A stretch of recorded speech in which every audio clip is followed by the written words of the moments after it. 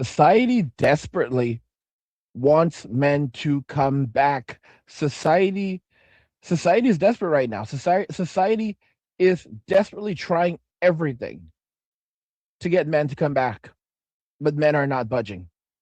They were called toxic. They were told that they were not wanted. They walked away. They found peace in their solitude, and they're not looking back. Why is society so desperate to bring men back right now? What does it mean for our future? Watch an after video to fully have these questions answered and more. Don't forget to follow us over on Rumble. Our Rumble's link in the description of the video. And guys, don't let them tell you that you will own nothing and be happy. Go check out Angry's Crypto Academy to learn how to buy, sell, and trade crypto and make massive profit. It's linked in the description of the video. If you guys support what I'm doing here, buy me a Red Bull. Buy me a Red Bull. Okay? The link is in the description of the video. If you want to go and buy me a Red Bull, it's at the very top. And now let's go ahead and jump right in. So, society is panicking. It's panicking rapidly. Men pay 80% of all taxes, while women make 80% of all consumer purchases. What does that actually mean? It means that if there are no men, there is no money. It means that if men walk away, society begins to crumble. Society only survives, women only survive because of the utility of men. But if men are no longer dating, no longer having children, no longer to be willing participants in this society, it cannot survive. It cannot remain stable. You have all of these people popping up now, especially Scott Galloway. We have a video that are trying to draw men back in, gaslight them, and basically tell them that, society sucks, but it's your job as men, as good men, it's your job to sacrifice and for others and give more than you'll receive, and and your legacy will be a legacy of sacrifice. Guys, you know what that sounds like, right? It sounds like slavery. It's basically gaslighting men into accepting a future of nothingness other than laboring for people who do not care about them and demonize them any chance that they get. It's a sick system. You see, what men have been living under is a system of what we call wage slavery. It's very different from Roman slavery. With Roman slavery, traditional slavery, you knew that you were actually a slave.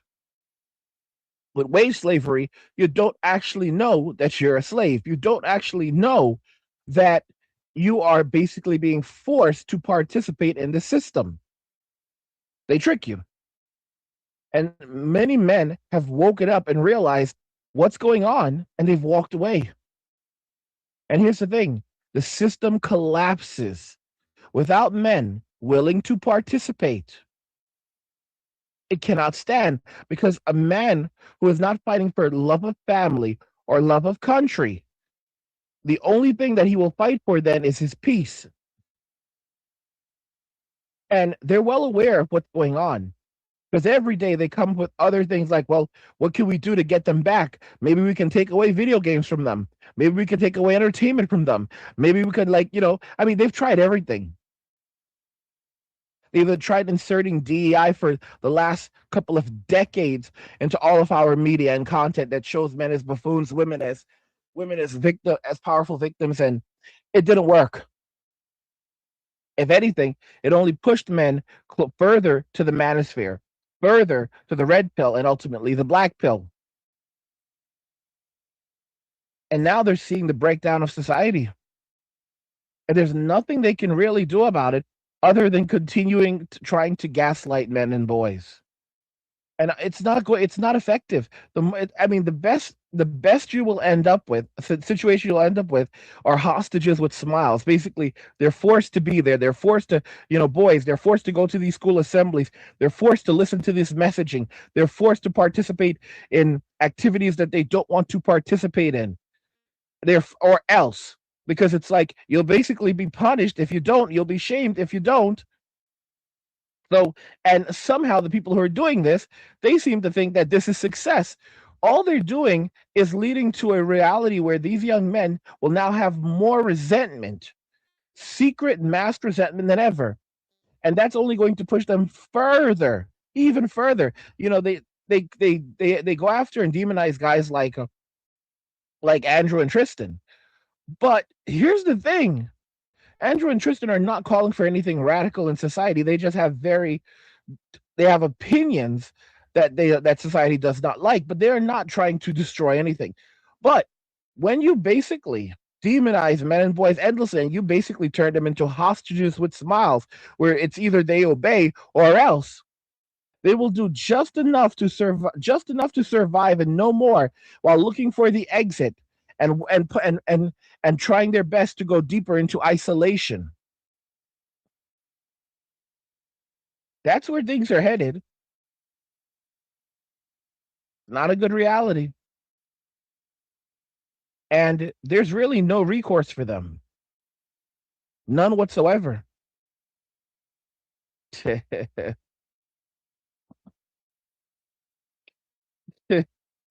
Shout out to David. David waves in the chat. Shout out to David. Let's see if there's any others in here. Shout out to MGTOW. He says they want us back. What are they willing to pay for it? Yeah, I mean, most men have realized their value. It's like, I think in 2025, men reached their breaking point. It was the breaking point for men where men just collectively walked away. They just collectively walked away. And I think there's a lot more to come because we are men. And there's a lot of anger and frustration and trauma that men are living with that they're not allowed to express. And you know, right now we're in the phase where men have collectively walked away. I have a video coming out where like divorces, like millions of men are now divorcing their wives. Like divorces are ramping up. Like the red pill, black pill. Men are tired. Men are not only walking away from dating, walking away from relationships, they're walking away from their marriages. They've basically come to the conclusion that they can't do this anymore. They want out, and they are divorcing their wives. It's unbelievable how quickly it's happening, how rapidly it's happening, and how many guys are engaged in it. Like this is really it. And of course, women in society continues to leverage the blame on men, but there's no real coming back from any of this. You know, it's too late. And men have just woken up. They're tired. Men are exhausted. They can't most men now dream of being alone. Like that is the dream of most men, is to be alone, not in a relationship. They don't want to be in society. They don't even, most men don't even want to deal with other men right now. They want to be left alone, left the hell alone. And they're like, oh my gosh, life is so good being by myself. I can just relax. I can sleep. No, I don't, the toilet is mine. You know, I can fart when I want. I can poop when I want. I can eat when I want. I can sleep when I want. I can buy what I want. I can do whatever I want. There's no one to nag me, no one to punish me, no one that I have to worry is constantly going to destroy my life, or I don't have to I don't have to worry about any of those things. Shout out to ERC. He says, "Good evening, gents. Good evening, ERC. Good evening." You know, David says, "I don't care about this society, economy, and dollar collapse. WAR don't even care. Most men don't care. Most men are now sitting on the sidelines, just effectively watching what's happening and don't care.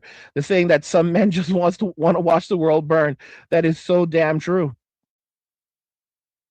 A good point that David made. He says, "Yeah, it's like this. By 2030, 50% of women will be alone, unmarried. Hell, it's that now even worse." Yeah, so the statistic that came out a few years ago was, come 2030, 45% of all women between the ages of 25 and 44 will be childless and single. That doesn't count single mothers. If you factor in single mothers, we're looking at around 60 to 70% of women. That's an old, now this is a study that was done years ago. So they conducted this research study years ago. And I like the way that David points it out, that it's even worse now. And of course, like, you know, right now, women are still in the denial state. They are still denying what's going on. In fact, like they see it, they're blaming men. They're demanding men come back, and they're still shaming guys. So they're in the denial stage right now. After the denial stage, you know, because right now they're in the denial stage. They're also like after denial comes gaslighting. So they basically overlap. So you're going to see women basically trying to they're doing it already, but it's going to accelerate where they're going to try to gaslight and say that no, it's not. We're good. I'm single. I'm happy. Blah blah blah. Then after the gaslighting stage, then basically comes the negotiation stage, where they then start trying to negotiate. That can happen very rapidly as society, as basically the faster society begins to collapse, the faster that women begin engaging in negotiation, which is basically along the lines of, listen, I'll do this if you do this. I'll even blah blah blah. But like they're basically they'll try to act like they'll do something for you when they won't. They're going to try to enter into the negotiation stage with nothing to offer. All right, this is the crazy thing. Like they're going to be offering what men don't want. Like like it's going to be nonsense. So after the negotiation stage, which is not actually a negotiation, it's really more just them making demands. After we leave the negotiation stage, then we get to the uh, then we get to the grief stage, where they're basically now, well, and here's the thing, and grief, you're going to have grief and anger, so those are going to go hand in hand. So there's going to be anger and grief, and there's going to be some anger will come before grief, and a lot of anger will come after grief. So they're going to be grieving and angry. They're going to be angry and grieving and angry. Okay, they're going to be angry at men, angry at society, angry at the state, saying that they were betrayed. They were betrayed by men. They were betrayed by the state, and this is it. And you're going to see a lot of anger erupting. You're going to see a lot of blame. You're going to see them still saying that men are this, blah blah blah blah blah. And then, after the grief, after the grief comes a combination of acceptance and delusion. And their acceptance is more for, I shouldn't even call it acceptance.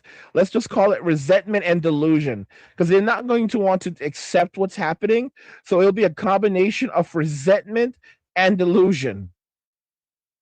They're going to be resentful of us, of society, of the state, of each other, and many are going to be stuck in a cycle of delusion because they will refuse to accept what they are seeing. It doesn't matter if they are if they end up homeless, it doesn't matter. They are going to be in a cycle of delusion, refusing to accept reality, even in states of poverty and extraordinary destitution. So it's going to be a nightmare out there, and it's going to be an ongoing problem. And of course, all the while, men are increasingly not only going to be walking or continuing to walk away, but there's going to be anger, because a lot of men have anger, trauma, frustration that's been there for decades. That's still there. It's completely unresolved. You cannot be a person. We are men, and you may not you may not believe it, but it comes out in other ways. It comes out in a lot of other ways, and there's going to be a lot of men who are going to be, when everything is hard for women in society, these men are actually going to be, at this point, basically processing their trauma in what I would say are not so good ways. So this is when you're going to basically, they're not going to be empathetic towards women. They're going to basically be jeering. They're going to basically be unkind. I'm trying to use my words very carefully. It's not going to be a pretty situation, because a lot of men have anger, a lot of men have trauma, a lot of men have rage, and and it's been pent up. They've not been allowed to express it. Every avenue that men could use to even try to process their feelings, such as the gym, such as sports, and every bond, every male activity of bonding, Boy Scouts, everything. It's been taken away. So there's basically nothing left for men, and every act of masculinity that is not approved by society is called toxic. So I'm telling y'all, there's going to be a lot of anger. There's going to be a lot of rage, and it's not going to be good. It's going to be pretty rough. It's going to be 100% really, really rough when you think about it. Oh my gosh. Let's see. Let's see. Let's see. Come on. I gotta jump from all. I'm in Rumble Studio right now. I've got to jump from one thing to another. Let's see here. Let's see here. Kevin says private shoebox for one equals bliss. Yeah, I've said it plenty of times. The average man could live happily in a shoebox at the side of the road. The average woman cannot. I hear from men constantly on a regular basis who are telling me that they are literally living in sardine cans at the side of the road. If you want to know what I mean, they are living in vans. And some of these men are in their 60s and telling me how happy they are at 60 something years old living in a van. You have to understand there's no coming back. Women cannot get men back. Most men right now no longer desire physical intimacy outside of outside of doing it themselves because it's too stressful, and then you have an entire generation of herbivore men right now, which is a phenomenon first observed in Japan, where these men, and some of you won't believe me, genuinely do not want they don't want to hook up. They don't want to sleep with anyone. They don't want it at all. They derive pleasure elsewhere. They have no romantic interest at all. They have no desire for physical intimacy at all. And that's a serious problem. It's a really serious problem. When you look at the monks, like the monks in Tibet, and you basically you think, oh, these men are so humble, and it's people don't realize that you have to have a bit of insight and wisdom to realize that these men are actually living good lives. You know, for example, they basically, I think like they vow to have no personal possessions and all kinds of stuff and blah blah blah. But what do these men actually have? Well, for example, they typically eat only one time a day, I believe, right? They eat one meal a day. I used to eat one meal a day. Eating one meal a day is luxurious. It actually helps it helps with your digestion. It helps regulate your blood sugar. It helps with mental clarity. It you don't have stomach problems. It helps with energy. Okay, and so you're not hungry for the day. You're not hung, and our ancestors did not eat 3 times a day. That was basically like breakfast is the most important meal of the day. That's bullshit. That's total bullshit. Most people like this whole notion of eating breakfast is something that was invented by the cereal industry, bro. It's not normal. Okay? And all of like you need a big meal. You don't need a big meal. A big meal messes up your day. You want to basically keep it light, maybe a cup of coffee, a cup of tea, something to help, wake you up. But you don't want a lot of sugar. You don't want anything that's going to make you tired, make you want to poop. You do not eat a big breakfast. All right? You don't eat a big breakfast. You 100% don't eat a big lunch. You use dinner traditionally was usually the only meal of the day. And it made sense. So when you look at the monks who do one meal a day, they've cracked the code. It makes them healthier. Another thing is that they live in these what do they call monasteries?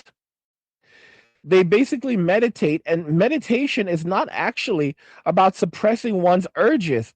They essentially learn they essentially learn how to accept the world around them, how to allow their urges, including desires for physical intimacy, pass, and they learn how to control what not necessarily control but accept one's thinking. These are strategies. These are all strategies for walking away, going your own way. These are this is what people don't understand. The monks, they don't pay rent, they don't pay for food, they have jobs. So they have jobs where they participate in these jobs. They have work, they have things to keep them busy. They have a peaceful environment because they don't like any bullshit. So it's usually quiet, calm, respectful, orderly. They also learn, guys, many of them also study fighting. So they learn how to fucking fight. Guys, they're in there fighting. Fighting, bro, like Goku. Fighting. How much more masculinity do you actually, I mean, how much more do you really need to understand that this is masculinity? It's hidden secret masculinity. These men are living simple lives of luxury and comfort. Okay? They wear the same outfits every day. Their outfits are very, very clean. They are extremely hygienic. So, and they basically they choose a simple life, so they don't have to worry about what outfit I'm going to wear tomorrow. They don't worry about these things. All right. They always have clean clothes. They always know what they're going to wear. They always have order, and they're cut. And they don't listen. They don't. They're not on social media. Most of them. They're not trapped in the cycle. In the cycle, they've walked away. But here's the thing: if the average man decides to do this, society will collapse. And that's what we're seeing right now. The average man basically no longer wants a wife, no longer wants children, no longer wants to participate in society, no longer wants to drive a flashy car, an expensive car. Okay? Basically only wants to keep things bare minimum. When the average man is surrendering their possessions, downsizing even when they should be holding on to things, and they just don't care. You end and they know this. They can see this. The state can see this. The politicians, the elites can see this. That's why they're panicking. When men start to do this, there is nothing you can do other than trying to gaslight them and force and, oh, hey kids, come on, let's go play some sports. Let's get you out of the house. It's your job to be a good man and serve society and find a wife. Don't you want a wife, son? Not really. Of course you do. Guys, so there's no society without men. I've said this before. If you want to destroy a society, destroy the men.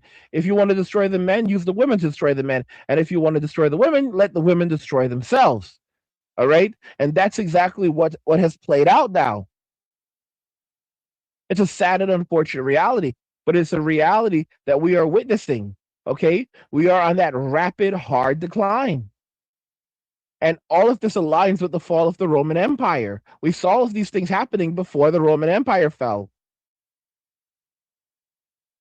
That says they'll basically, women will be engaging in their final stage will be victimhood and delusion. Then they'll send the plantation bros after us again. Plantation bros. The plant bros. Yeah, Scott Galloway. Plantation bros.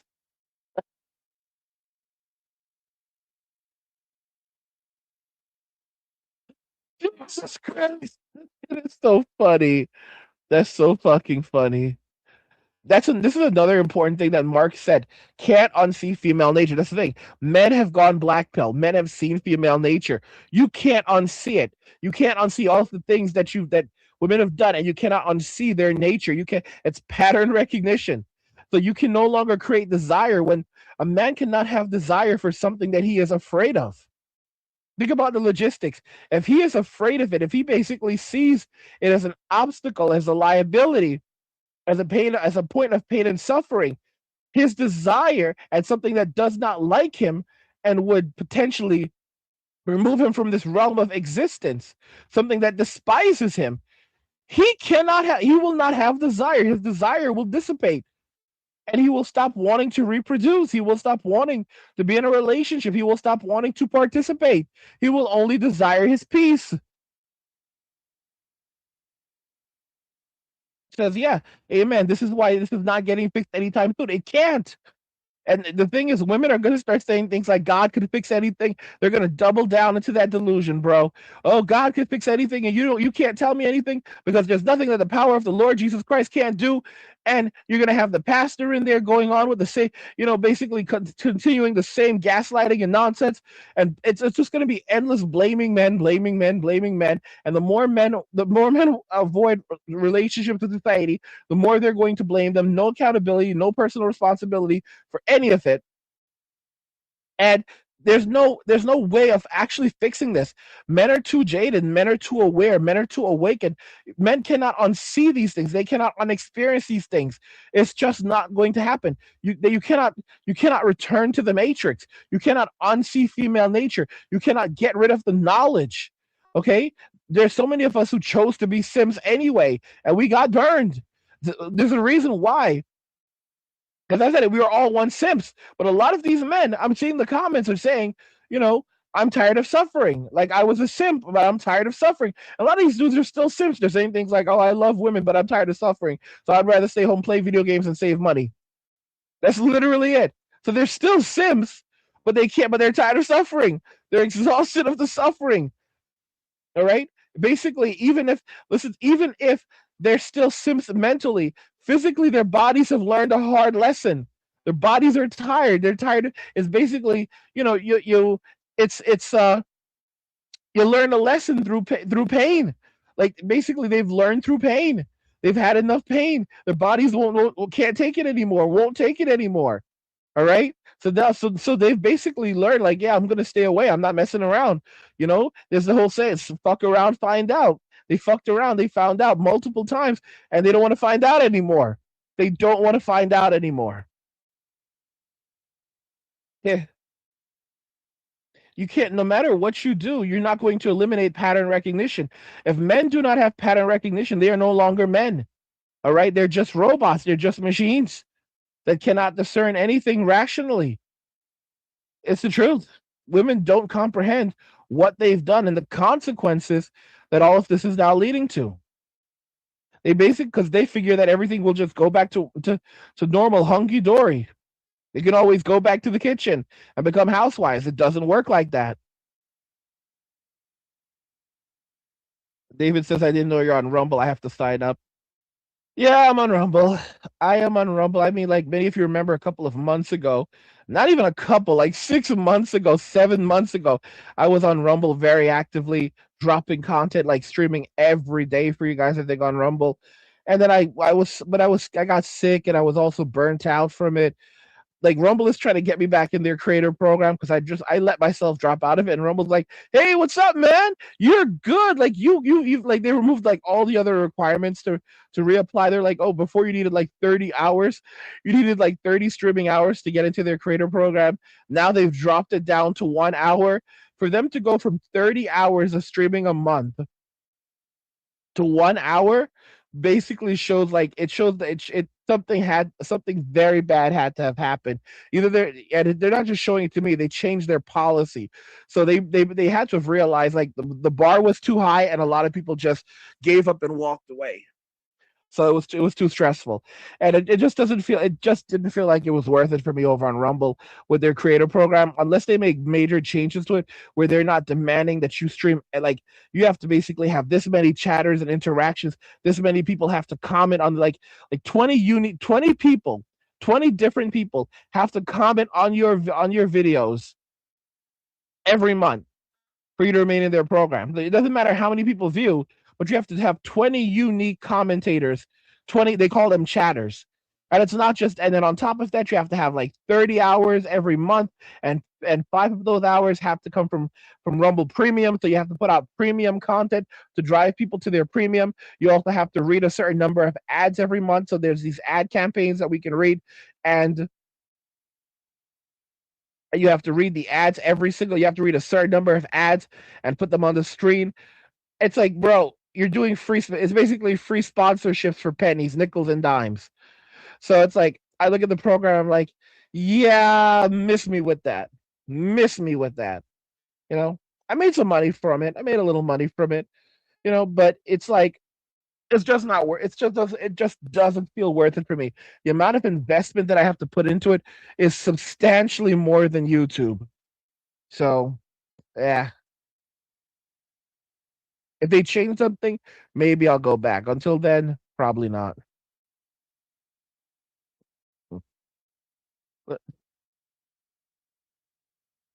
Yeah. The trad wife thing is 100% a big scam. Monkey said, I knew the trad wife thing was it's a big scam. They're just cosplayers. Galan says Australia's completely fucked. Fucked and cucked. Fucked and cucked. Oh boy. Which says the problem with Rumble is that when you're not streaming, there's nothing else to look at. With YouTube, you can look at anything we want if you're asleep.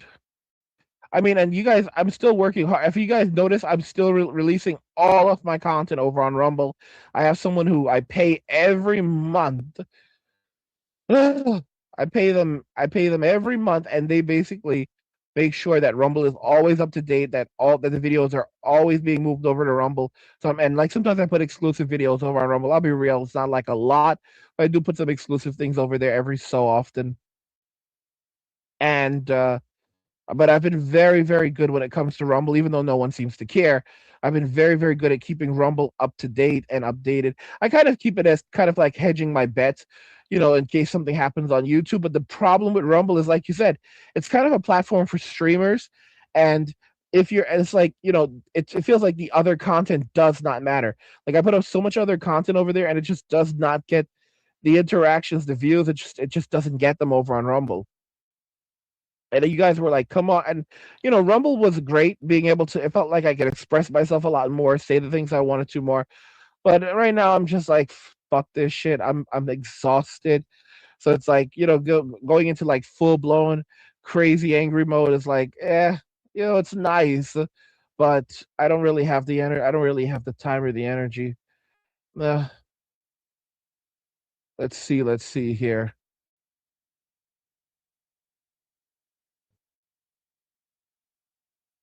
This one is from Hendo. He says this is a worldwide awakening. The rise in nationalism and patriotism is Sims fighting for more feminism. I mean, who cares if it all collapses? Probably the young. Yeah.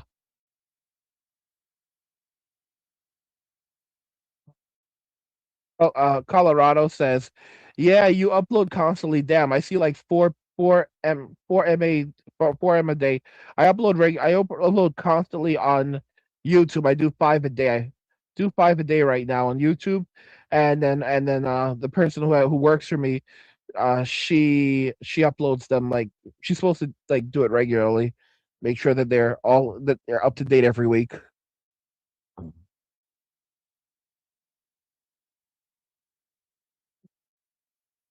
Oh boy, Eric says that Rumble is still one sided. It's an echo chamber.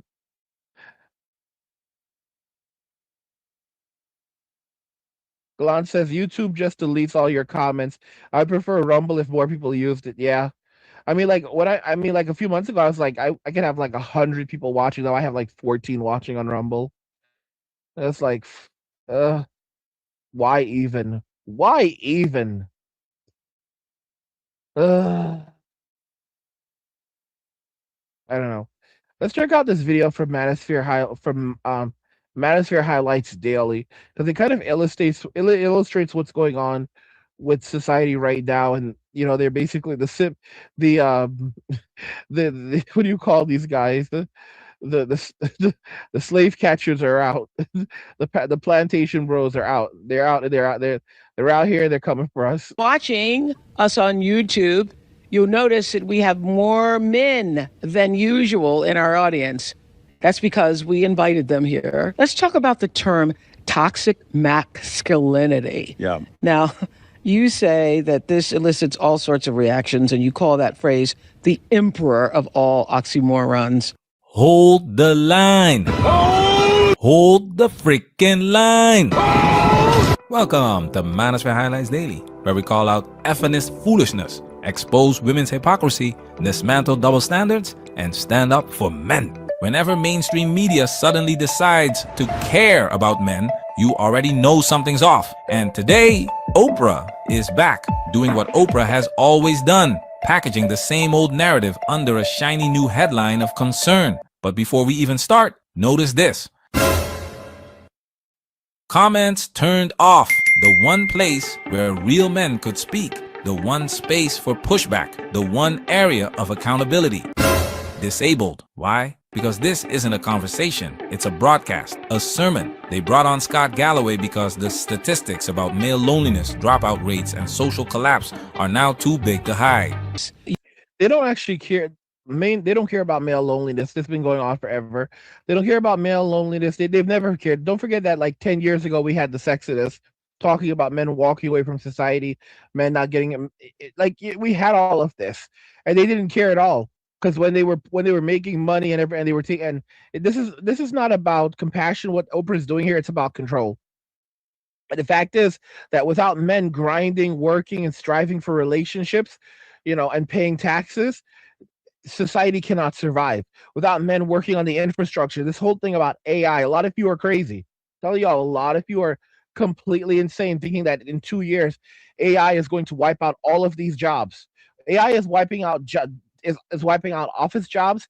It's wiping out repetitive jobs. It's wiping out some jobs in restaurants. It's wiping out a lot of the jobs that women do. It's wiping out HR. It's wiping out administrative jobs. AI is not going to wipe out over the next 2 years. AI is not going to wipe out people who maintain infrastructure. AI is not going to wipe out underwater welders. AI is not going to wipe out plumbers. It is not getting rid of plumbers. Plumbers are not going, if anything, in 2 years, because it's already happening, plumbers will be making significantly more 2 years from now.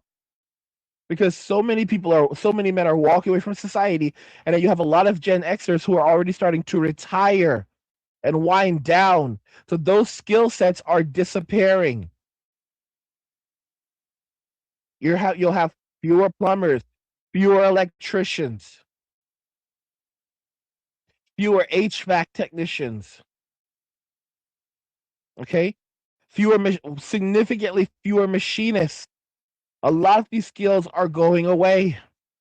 So the fewer roofers. So the people who do these jobs, they become a scarcity. AI cannot do these jobs. You have to build machines that are specifically designed to do these jobs on specific kinds of roofing, and buildings. Like, bro, AI cannot replace electricians. Are you crazy? Do you know how dangerous electricity is? If anyone tried right now to replace electricians with AI, it would be hell on earth. It'd be a living hell. An electrician can explain this to you. You don't mess with it. I know some guys. Who've told me that they could build a house, but they know better than to mess with electricity. I know a guy that worked in construction, and he basically came in contact with electricity, and he lost like 1 or 2 toes. It's insane. I know another guy is like, this guy's like trying to act like his balls are big as some Gen Xer. And he told me, he's like, Angry, I could build a house. I can build an entire house. I just need someone to do the electrical wiring for me. You know the reason why? Because they learned their damn lessons. You don't fuck around with electricity. You don't fuck around with electricity. All right? So AI is not taking over electricity anytime soon. Anytime soon. Okay? Plumbing. How is it going to take over plumbing? You have to we don't have machines that can do plumbing right now.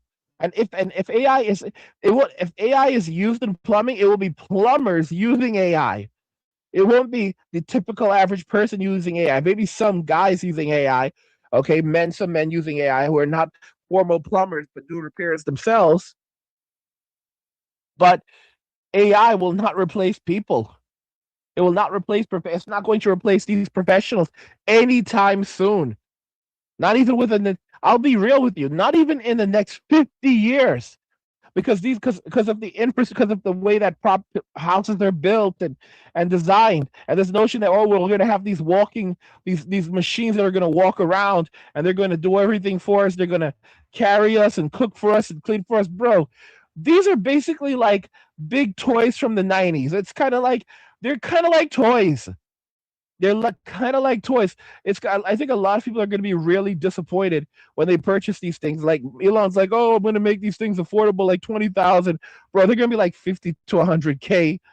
be like 50 to 100K, and the average person is going to realize, I don't need one of these things. Why am I going to spend $20,000 for one of these devices to do something for me when I could just do it for myself even faster? Even for old people, like, for the boomers, like, is it really, you know, these machines, these robots outside of Loverbot don't really serve much purpose for a man. Yes, Grant says society does want men back. It's desperate to get them back, even if it despises us. Grant says women are begging for men to help them with bills. Guys, they're on social media crying every day, saying that they can't afford food, can't afford rent, and they want men to start approaching them again. The same women who said that men should never approach them are now begging for men to approach them.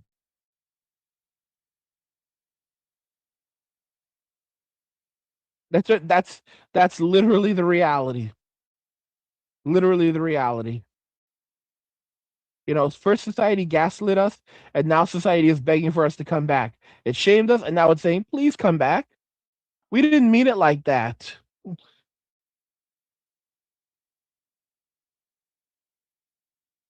It's ridiculous. It's literally ridiculous what we are seeing right here.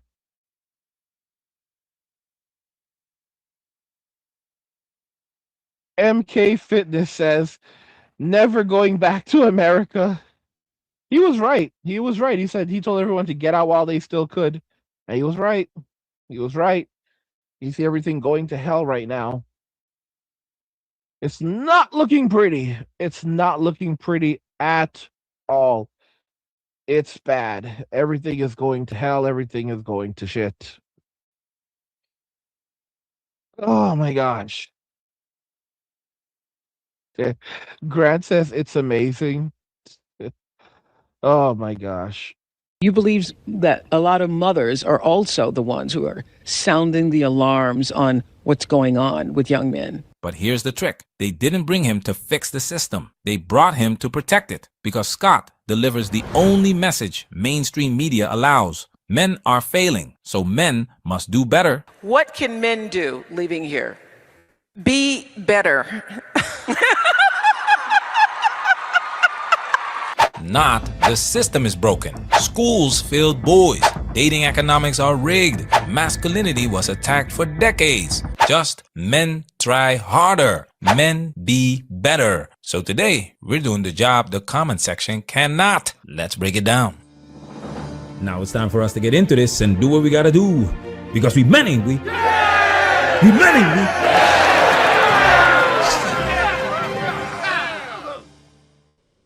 Because we're talking about the alarming statistics that show that many men, especially young men, are not okay.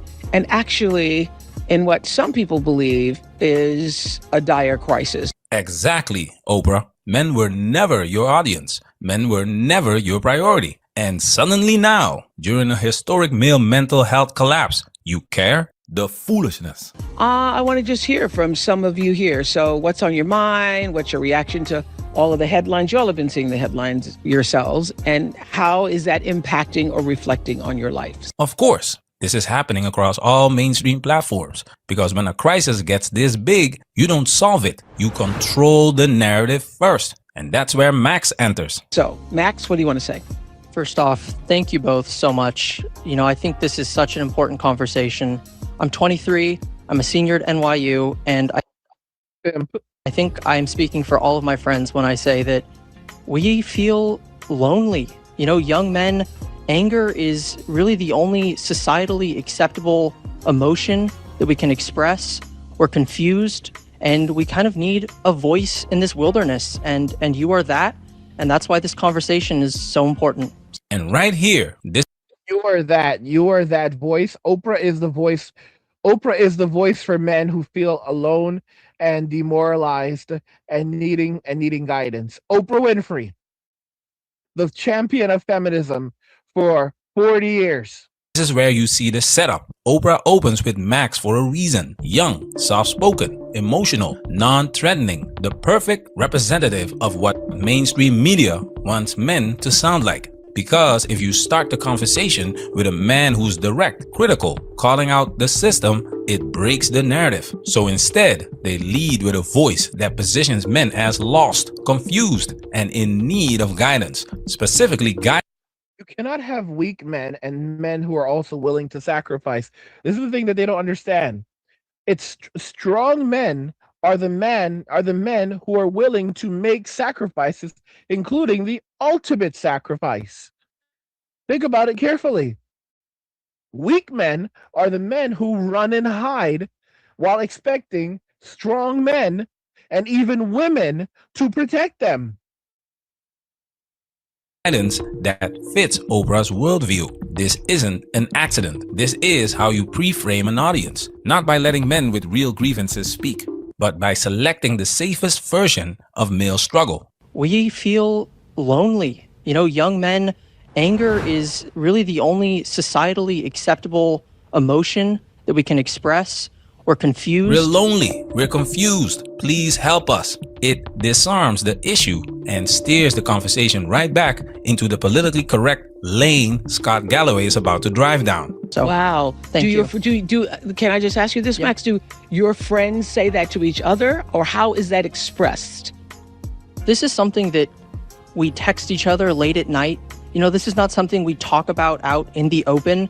These are conversations that we have, you know, over the safety of a digital wall. And this is something that is really hard for us to talk to each other about face to face out in the open. And what are you all actually saying? Because the That's a plant right there. Kids, listen to Uncle Angry.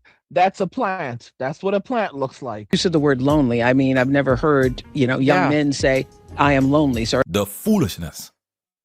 And of course, Oprah says, I've never heard a man say he's lonely. Of course you haven't, because you don't care, because men aren't allowed to be lonely in your world, only useful. Pew Research shows men and women feel loneliness at similar rates. But when it comes to reaching out for support, men are stranded. Why? Because vulnerability is labeled feminine, soft, weak. And now, after decades of shaming men for emotional needs, the same system says, why don't you open up more? They created the wound, then act confused about the bleeding. And they have to, because the men who want real conversation are coming to the manosphere to be heard. are people texting each other saying, I'm lonely, or are they saying what? I mean, you've mentioned that it took you forever to cry. You know, I remember the last time one of my male friends texted me, I just cried for the first time in years. And it's out of desperation. Yes, I'm lonely. I don't know what I'm doing.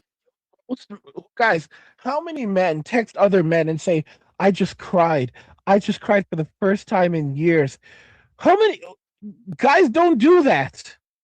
No, men don't talk like that. I told you guys, this is a plant. Listen to Uncle Angry. This is a plant. They're basically trying to take control of the narrative, reframe the narrative, and basically present it in a way where where they want it. They're basically trying to say that this is what the problem is, with men, and this is how we're going to fix it. The same people who created the problem are the same people who are now trying to present a solution. And of course, this is not going to work. Even if you take away the manosphere, look at what happened with MGTOW. They basically banned it. They banned it. Most people cannot, it's no longer actively spoken about. It didn't change anything. Okay? How many guys still ended up walking away? How many guys still ended up going MGTOW anyway? Even without talking about it, men collectively went in that direction. Guys, don't forget, I used to be a part of the MGTOW community. I helped to formulate that. And I used to say, and don't forget that all roads lead to MGTOW or DATH, and then I go and share. So as you can see, it's very similar because now I say, and don't forget that all roads lead to MWA, men walking away, and cheers. It used to be MGTOW or DATH, and cheers. Okay, and I was right. I was really, really right. Because if you look at what's happening, either men walk away, or either they walk away and find peace in their solitude, or they basically transfer their existence to another dimension. And that's been happening rapidly. And it's terrible, but it's true. With my life, it's desperation. Male self-deletion has been peaking for the last 7 years. Mainstream media didn't treat it as an emergency, but the manosphere did. And of course, if you point to the real causes, you're labeled an angry man, an incel, or someone who can't get laid. Now the crisis is too big to ignore, and suddenly the manosphere becomes the narrative competitor Oprah has to counter. Damage control mode activated. As you see it. Well, the statistics are pretty stark. If you walk into a morgue and there's 5 people who've died by suicide, 4 are men. 3 times as like we have a homeless problem and an opiate problem, but what we really have is a male homeless and a male opiate problem. 3 times as likely to be addicted, 3 times as likely to be homeless, 12 times as likely to be incarcerated. More single women own homes than single men. Women in urban areas are making more money. And let me be clear, we should do nothing to get in the way of that. This is why Scott Galloway and Richard Reeves are safe guests, because they will say nothing to hold women and feminism accountable, because this is exactly what feminism did. They wanted women to join the labor force even at the detriment of men. So now that the problems feminism has caused can no longer be denied, we need a politically correct advocate to address it without touching the feminist narrative. And here's why Scott Galloway is allowed on that couch, because he will never connect male decline to feminist policy, education bias, untouchable female privilege, dating economics, legal asymmetry. He carefully lists the damage, then surgically removes the cause. That's what makes him safe. There's a cartoon Oprah of the poor woman in her 30s that didn't find romantic love, and she's in a big sweater looking out on a rainy day, listening to sad music. What a tragedy. That's a cartoon. The reality is men need relationships much more than women. Widows are happier after their husband dies. Widowers, it's true, widowers are less happy. Women live longer in relationships. They live 2 to 4 years longer. Men live 4. These men are nodding. Like, guys, like, this is, guys, the average man will just watch this and laugh to himself. The average man won't even watch this. He'll just go play video games. This is one of the reasons why, like, I'm planning to, like, I'm going to pick up the PlayStation 3 as quickly as I can. Someone said pick up 2 and put one, store one away. PlayStation 3. Someone said pick up 2 and put one, and, like, store one away with extra controllers, which is true. Like, I'm at that point now where I just don't give a flying. I don't care anymore. I just don't care anymore. I'm basically preparing for winter right now because I'm, get physical media, emulation, pick up a PlayStation 4 also with a bunch of games. Because imagine if they shut everything off, then what do we have? Like, we can't play games. Like, I have GOG, so back up all my physical games, back up as many games as I can, RPGs on GOG, put them on a hard drive. I'm not playing games. I know what's up. I'm a prepper, bro. I should have went harder years ago, but I'm a prepper. So I'm preparing for hard times, okay? Solar electricity, solar panels. I have Starlink. I picked that up over Black Friday. I have a Starlink Mini that I can actually attach to my window from inside the house. I have the suction cups. Okay? I'm not playing games, bro. I'm not playing games. I'm preparing for all of this bullshit. I basically figured I had to take on a little bit more debt to go and build out my gaming PC, but I was like, yeah, if everything collapses next year, it's a smarter idea that I do this anyway. Like, fuck it. If I'm, guys, I'm prepping for hard times, okay? I have money at home. I have crypto. I'm not playing games. A lot of y'all just don't care. All right? I'm not playing games, but that's the Gen X in me. To 7 years longer. So men actually need relationships more. No!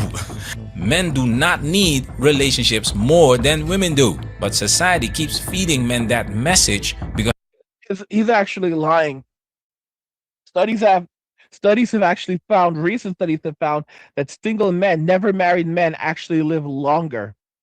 Single never married men actually live longer than married men. And they actually found that fathers have the worst hearts. So if you're a father, your heart is is going to be among the worst, actually the very worst of all men. So men actually, so married men actually live shorter lives. They are more likely to have health issues, which is crazy. Single men are more likely to be healthier and to live longer lives. Single, never married men. Just let that sink in. All right. So this is basically them just gaslighting people who don't like us, gaslighting and demanding that their SLAVEs come back to the plantation and get back to work. It ensures men stay oriented toward romance, validation, and emotional labor instead of purpose, sovereignty, and legal fairness. If a man's value is tied to whether a woman chooses him, then failing at romance becomes failing at manhood. Convenient for a system that runs on male labor, male productivity, and male sacrifice. Not so convenient for men who need something deeper, purpose, stability, and fair laws. Why do you think women report being happier after divorce? Because legally, the system is tilted to their benefit. This is where they can legally destroy men, something this entire discussion conveniently avoids. Nothing is said about One of the things that and one of the things I've got to go do right now is I do need to go and take a pee. I've been holding it and I gotta go and take a pee. So and I was like, I could end the stream early or I can go and take a pee. And I decided, not because I love you, but because I'm kind of enjoying myself a little bit, I'm gonna go and take a pee and then I'll be right back. It won't be 5 minutes. I'm gonna put on the 5 minute timer, but it won't be 5 minutes. I'm just gonna go and take a pee. Gonna go and take my pee, enjoy my pee, and then I'll be right back, guys. So I'll be right back. Just gonna take a quick pee. Just gonna take a quick pee.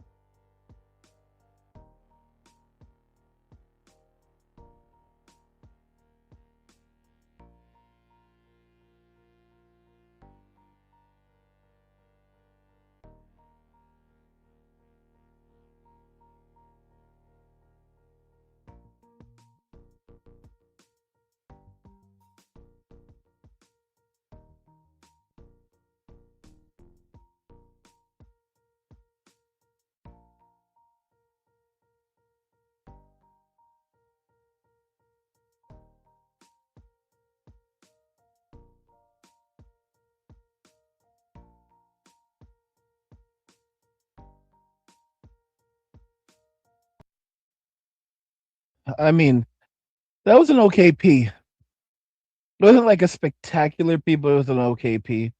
I said I'd be back before 5 minutes. Technically, I am, but it was really closer to 5 minutes. You guys made a liar out of me.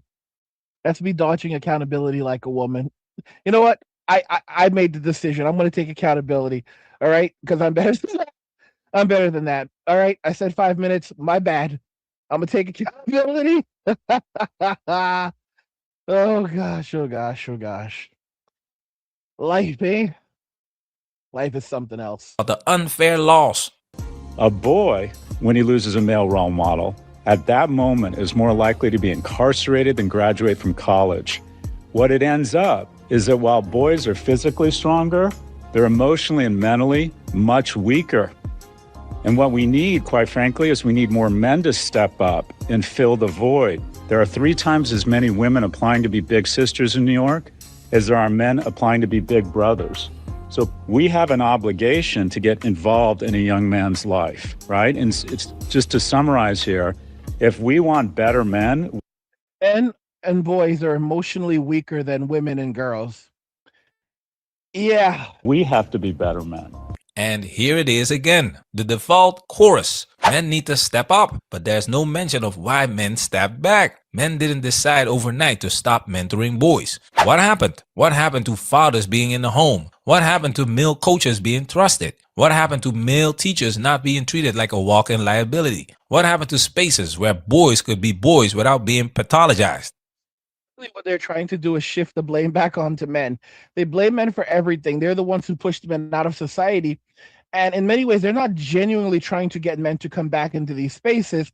They're basically trying to shift the blame to men as they present new measures, probably using the state to implement to force men and boys back into the state or control men and boys, basically using public campaigns that will aim to indoctrinate boys and basically say, this is what it means to be a good young man and so forth. And basically, it's about control. But no one wants to be an SLAVE, and people have woken up. You know, they can see that the girls are being treated better while you're being treated like crap, and we call that equality. Yeah. You know, people are seeing through the duct tape. The duct tape is falling. Some of y'all are, it's not even duct tape, it's scotch tape. People are seeing the scotch tape that the boomers, you know, poorly put up everywhere around us. It's, you know, falling apart, and everyone can see through the cracks now. They can see the lies, they can see everything. And young men can see everything, so they realize what's happening. And what they're doing here is, it's only going to push them further. It's going to push them far beyond someone like Andrew and or Tristan, and towards guys who are just like downright like some very really radical dudes. Like, that's what's coming. Like, there's gonna be a new wave. There's gonna be a new wave. I'm telling you. Andrew, for example, Andrew Tate, he's a red pill influencer. They can say what they want. He's red pill. All right. But there's going to be a wave of black pill influencers. I'm calling it right now. And they can try to call these men INCELs. They can do whatever they want. But it's going to be a massive wave of these black pill dudes. And these are going to be the guys that young men start listening to. And these men are going to be really dark. They're going to be angry. And they're going to push past the limits of what is considered socially unacceptable. They're going to be nihilistic. Telling you. And it's society that's pushing men in this direction. If you keep on trying to control men, control the narrative, and force men, all you're going to do is end up with hostages with smiles. All right? They're forced to be there. They're forced to smile, but they're basically prisoners. All right? It's like you're an SLAVE, but you're told that you can't acknowledge it. You can't acknowledge that you are one, or they'll punish you if you acknowledge that you're one. And you better be grateful for it too. You should be. That's not a plantation. It's a great adventure. It's like going to Six Flags. You should be honored. You should be honored to be on there. You should be honored to get to pick some fluffy white stuff off there, man. You should be grateful, bro. It's awesome. Look how fun it is, man. Yeah. You've got to be freaking fucking kidding me. This didn't come out of thin air. It came from a cultural shift that redefined men not as leaders or protectors, but as potential threats. Tell us about what happened to him and why you think it's relevant here. Larry Summers was the president of Harvard University, which made him one of the 10 most powerful people in America. He was extremely well connected. He was an extremely illustrious and well-respected economist, very academically capable as a scholar on his own terms. He was also very politically connected. He had served in the Clinton administration in the 90s. Really just a towering pillar of the establishment. He was invited in that capacity to speak to a conference on women's representation in science. And he said at the beginning of his remarks, you know, when the organizer invited me to come here, I said, I've got two versions of this speech. I can give you the nice one, where I tell you all the great things that Harvard is doing to improve female representation in science departments, or I can give you a genuine, sincere, off-the-cuff rumination on why I think women remain underrepresented in science. I can give you the real talk. I can, you know, the fuzzy bureaucratic one or the real one. And he said he wanted the real one, so here it is. And he proceeded to give what was actually fairly mainstream assessment of male and female differences when it comes to the hard sciences. He said that men are more likely to be represented out at the tail end of the ability bell curve. So you have more men than women who are way in the top 0.1% of scientific ability. And that also women tend to be less interested in these systematizing scientific topics than men. So even women who are extremely intellectually capable tend, as a matter of taste, to be more interested in more humanities. And where things get interesting. All of these boss babes, all of these women that actually went into the hard sciences, they're leaving right now. And men are being blamed. Men are being blamed for women leaving academia, women leaving the workforce. Women are rapidly dropping out. This is actually a statistic that's happening right now where women are leaving high-paying jobs. There's a ton of women leaving jobs that are making $250,000 a year because it's too stressful. They can't do it anymore. Imagine men doing that. All right. So you have women who are losing their jobs to AI. And you have a bunch of women who are also like, yeah, I'm done with this. And what are a lot of these women doing? They're turning to platforms like OnlyFools and LonelyFans. Okay? They're turning to the state and they're trying to find men to provide for them and subsidize them because they don't want to do this anymore. And these are women who are in their 20s and 30s. And they're like, I'm done. Imagine men trying to do this. Another factor, and it's a demographic time BOM right now with female doctors, that many of these doctors are going to leave those jobs because now more women are becoming doctors than men. And it's going to be a nightmare in 10 years because there will not be enough doctors to deal with the baby boomers who are all going to need advanced geriatric care. Men are the ones who work the long hours. Men are leaving. Men are walking away. Okay? And the women, they're only going to work part-time.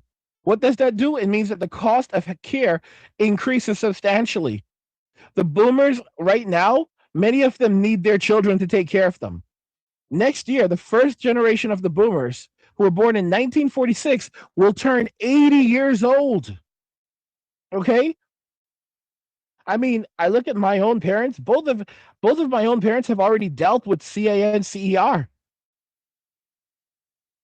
I mean, it's kind of crazy. It's insane. So you think about the average boomer, especially the ones who are even older than them, and you realize, holy cow, yeah, these people are not, it's going to be a nightmare. Because many of them, you know, while there's a segment of the boomers who are very wealthy, most baby boomers don't have enough money in savings to get them through the next 5 to 10 years. Many are now living below the poverty line, and they don't know how to survive or even tap into social service systems. They don't tap into some social services because everything has always been handed to them. Everything was already everything was always made available to them. So a lot of them don't even know how to properly go and apply for food stamps. or they feel too ashamed because they're too good for it. You've got to be kidding me. Got to be kidding me. These people, personal focused fields. Well, one of the most important aspects of this story is that he thought he was off the record. He was off the record. And the rules of off the record say that you can't take quotes from somebody's off the record speech and hand them to a journalist. But one of the classic differences between men and women is that men are more likely to be invested in rules, whereas women are more likely to focus on the outcome that they want, that they think is going to be best, and kind of fudge the rules to get their way to the outcome that they want. And that's, whether or not you accept that's true of men and women in general, certainly in this case, the women ignored the off-the-record rule, took Larry Summers' quotes to a feminist journalist, and stirred this up into a massive national scandal. And the thing that was so dismaying for those of us who remember watching it unfold at the time is that these women who were trying to get Larry Summers fired, and as they eventually did not offer any arguments. They did not try and say that what Larry Summers said was wrong on the facts. What they said in the quotes that they gave to the New York Times was, "I was so offended I couldn't even breathe. I had to leave or I would have passed out." And I'm sitting there thinking, you're not really beating the allegations that you're emotional rather than rational, ladies. Feminist hysteria managed to unseat one of the most powerful people in the United States from one of the most valuable positions simply on the basis of being offended without even trying to argue that what he had said was wrong. So by that, The foolishness. Ellen Andrews brings up the Larry Summers moment, not to relitigate the politics, but to show a turning point. A moment when emotional offense became more powerful than evidence. A moment when institutions learned one wrong sentence can end your career. Agree or disagree with her interpretation, the outcome is real. Men watched institutions become places where risk outweighs participation. So when Scott says men need to volunteer more, he's ignoring the obvious. Teachers, coaches, mentors, leaders, those roles didn't disappear because men ran from responsibility. They disappeared because the environment stopped being safe for men. You can't shame men out. they're going to try to start using legislation to bring men back into the workforce. Things like, soft man taxes and policies that try to force boys and men to engage more. They're going to try to take more away from us. The irony is that it's only going to push men further away from society. They basically view us kind of like feeders, where they think that they think that the problem is that they have not programmed us enough. Like we need more programming, we need more indoctrination, we need more speaking to, we need more, and of course, the ultimate goal is legislation.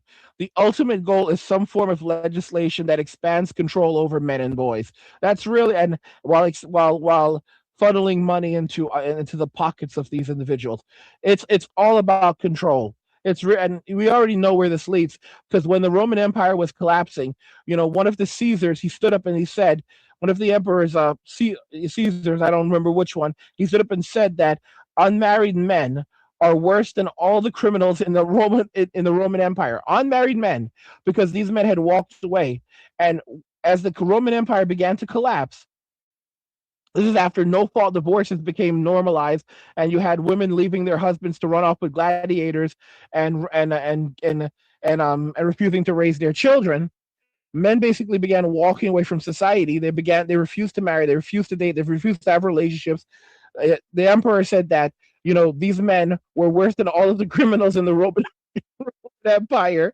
These men were barred from going to the Colosseum. They were barred from participating in public events. During the winter time, they were forced to run in the streets, chain gang style. And even then, these men refused to marry. They refused to participate in military. They refused to participate in society. Fast forward within around 100 or so years, the Roman Empire no longer had a military, and they were paying mercenaries to fight for them. And ultimately, the mercenaries came to the conclusion that the emperor had no clothes. In other words, the emperor was basically broke and could not actually defend the empire.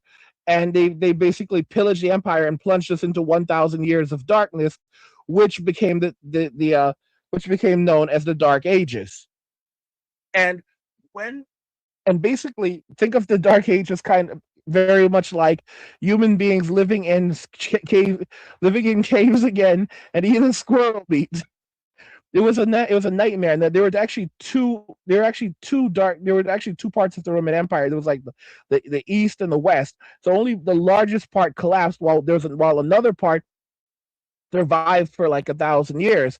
But it basically became isolated.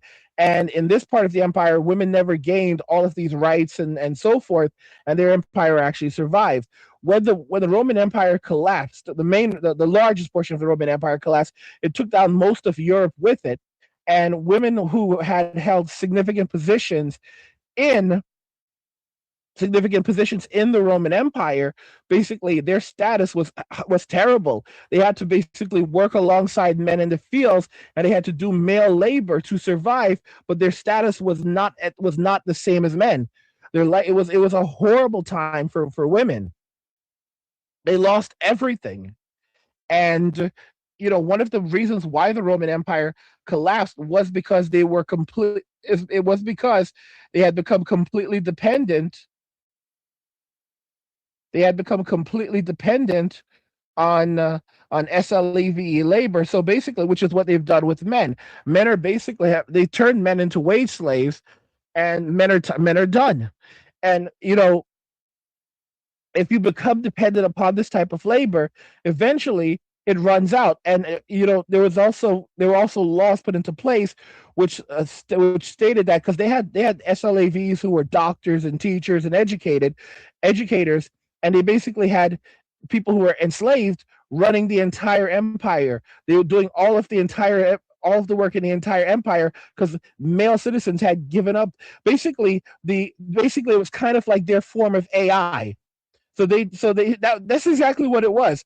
They tried to run the entire empire using AI, because AI is basically our modern day form of it's basically the new slaves, where you have machines that don't have any agency and cannot and have to obey. But the laws back at that time basically stipulated that you were not allowed to use SLAVE labor, the labor of enslaved people, in the military. And as a result of that, there was no way of maintaining a military. Because if you don't have people who are willing to participate, if you don't have men who are willing to participate in the military, eventually you won't have anyone. You have hostages with smiles, and they couldn't find anyone. Men ran away. Men left society. Men let society collapse. And they're trying to pull this again, where we're going to have the machines do all the jobs for everyone. It's not happening. It's going to happen in 2 years. You'll see in 2 years, we won't need every job. Work will be completely optional. In 2 years, we'll just have massive e-waste all over the place, because a lot of our farmland has now been taken over by data centers and AI data centers and solar and fields of solar panels. That's all there is to it. All right. And a lot of AI has disrupted the market, where it's using massive amounts of electricity, causing power outages. Those are the kind of things that we're going to be looking towards, and creating significant scarcity, because massive resources are being used to create these, to build these machines, to build these data centers.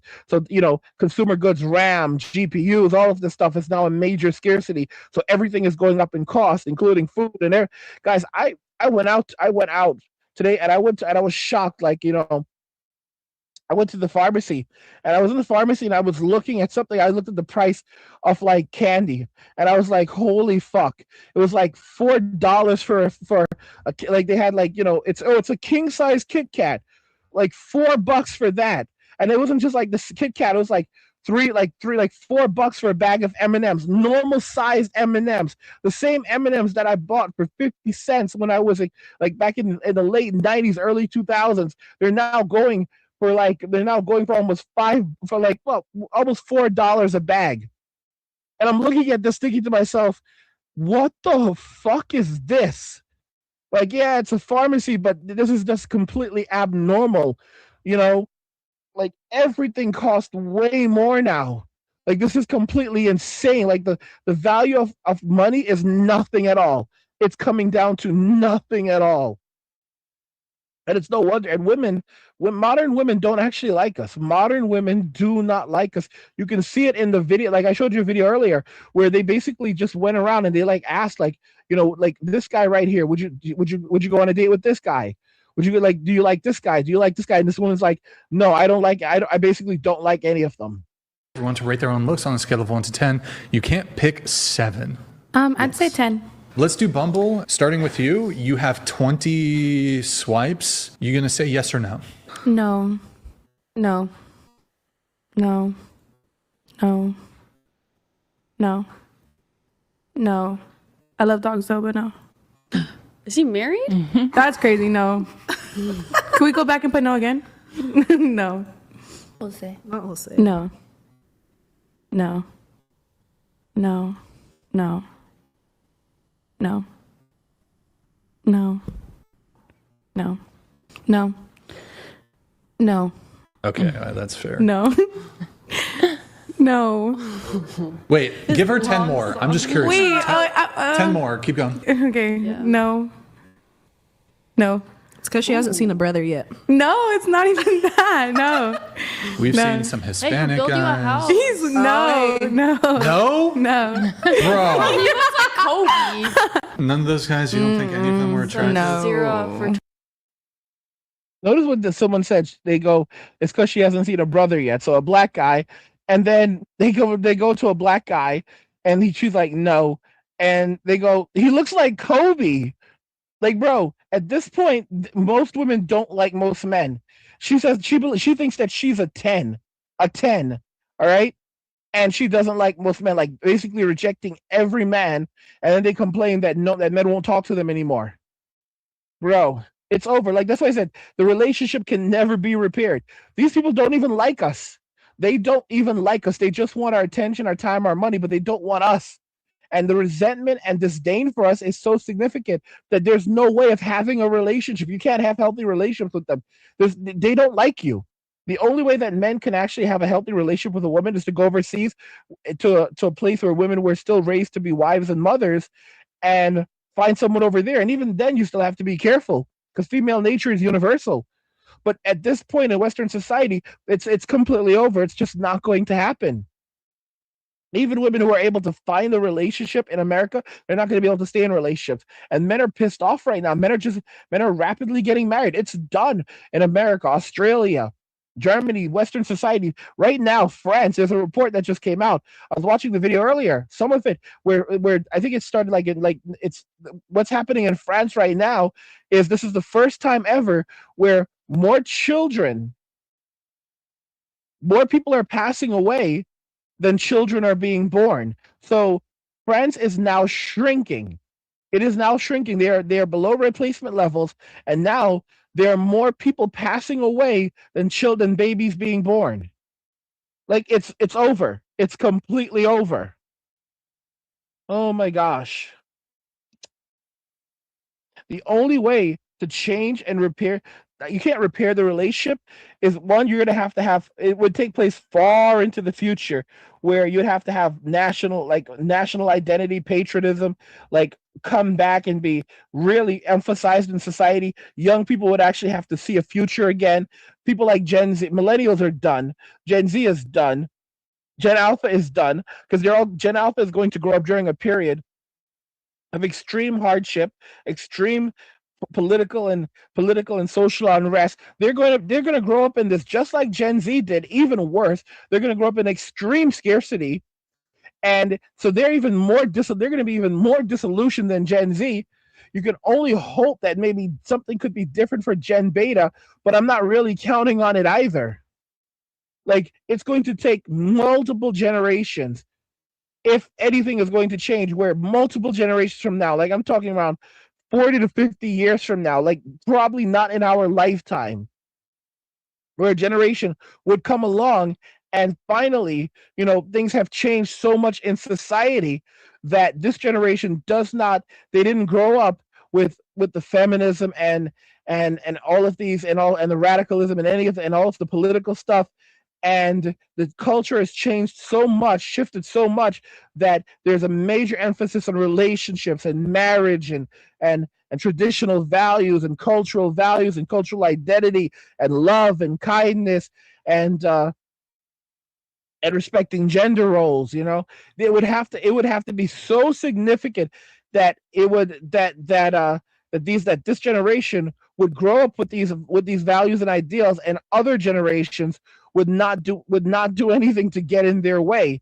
And even then, it would take time for things to shift again. I mean, basically, expect population decline indefinitely for at least the next 40 to 50 years, and after that, maybe a generation comes along that doesn't absolutely hate each other and we have things restructured in such a way that we can have that they can have relationships again.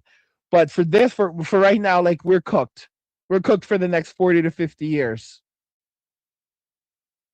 Netflix says even some early feminists hate this shit. Yeah, because modern feminism was never about equality. It was about women having special privileges and men getting special punishments. That's all it was. Galan says basically after I'm deceased. Yeah, exactly. None of us will be around for that, and that's for the best. Like, I mean, I'm in my early 40s, but still, like, what? I'm around at 82.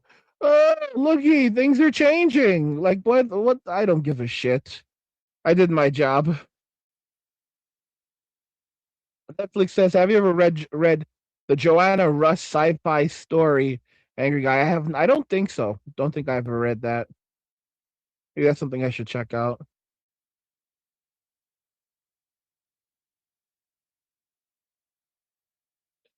So someone said, meanwhile, some of these other countries can have a healthy relationship overseas, but they are overworked and possibly underpaid. See Japan and South Korea. That's it. So Japan and South Korea, that's not true. There was actually extraordinary feminism that happened in the 80s and 90s that fractured the relationship between men and women in Japan, and that's been a problem ongoing for quite some time. Even during the Me Too period, it actually did happen in Japan as well.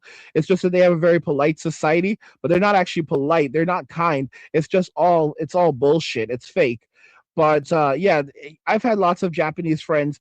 It's amazing, but you see a mask, but it's a mask. That's not who they really are. There's so many issues in Japan. Like, you actually have to get to know Japanese people and actually interact with them to realize that they're just human beings like us, and they're just wearing a mask. That's not who they actually are. They're just as fucked up as we are. They're struggling just as much as we are. And for many of them, it's even worse because it's a society where you cannot even express your emotions or show or verbalize what you're feeling, which is why so many drop out of society. In South Korea, it's even worse. South Korea has the lowest birth rate in the world for a reason. I made a video discussing this, a couple of videos talking about this, where feminism became so radical in South Korea that men in South Korea developed an entire system to deal with it. And what they did was they did things like, they basically pushed for policies to push back at feminists. So, for example, feminists were saying that men won't leave us alone. So what the men in South Korea do, the men's rights guys in South Korea did, was they pushed for a policy where a man could only ask a woman out 3 times, and after that he could be arrested. So what ended up, and feminists didn't like that. They were like, only 3 times is not enough. But they were like, no, this is about protecting women and stopping harassment. So the police put the policy into effect, and now most men will only they'll literally approach a woman and say something like, would you like to have children together? And the women are like, what? No. And then that's it. And then the guy walks away, and he never speaks to her ever again. And you're like, well, Edgar, that's insane. Well, think about it. If he basically, you only get 1 shot because you're not going to try 3 times. And those are for the guys. Those are the guys that are still brazen. The average man is no longer going to even make an attempt. The feminists were like, oh, we don't like the banter in television shows. It's too focused on men. We don't like the comedy. So basically, men were like, okay, well, we're going to push to remove all comedy, all of this comedy for both men and women. So basically, these were dramas, were like K-dramas. They were like, oh, we don't like how the guys are talking to the girls, and we don't like the jokes that they make. So they were like, cool, yeah. So in the name of gender equality, there's going to be no more jokes at all. And they basically pushed this policy. So now in their dramas, most of the comedy and romantic banter that existed between men and women is now gone, and men weren't watching these things to begin with. They don't even care about this shit. So basically, women were the ones left with these shows that were now no longer interesting and just empty. Women basically said that men were getting all of the opportunities in the workforce, and men in response said, "You're absolutely," and they were not being treated fairly. So men were like, "You know what? You're absolutely right. So we're going to ruthlessly compete with you," and that's what they did. And men began ruthlessly competing with women in the workforce and shutting them out of a lot of positions and opportunities in South Korea. So that's actually the reason why South Korea has the lowest birth rate in the world. It's because of the Menimists. It's because of the men's rights guys. They developed these strategies and they were highly effective. It's called fuck around, find out. I told you guys, like we were previously in the phase where we were basically analyzing things, and now we're in the conclusion phase where, like, we looked for a solution. We're in the solution phase. The solution phase is in full effect right now. What comes after the solution phase?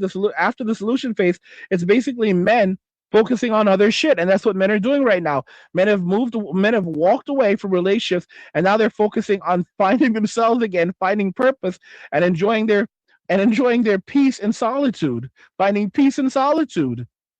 That's what's happening right now. There's nothing women can really do about it. That's why I'm stocking up on games and old consoles and modding and all of this stuff, so that when they come and try to take our shit away, we're good. I'm good. I have consoles, I have a backlog, I have all of my shit, and I'll just chill. I'll just chill and do what I can do. Because they're gonna come for us. They're gonna ID verification and all this other shit.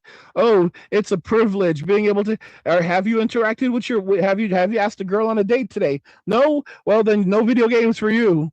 No soup for you. Oh my gosh.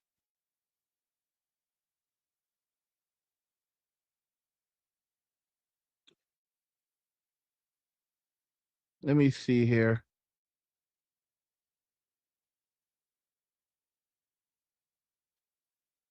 Let's look at some of this stuff.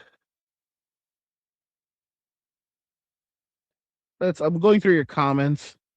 Faction says, fuck around, find out for the win. Ha ha ha. Monkey says, I like being around nature. Most people in general annoy me. I said this already, most men don't even want to.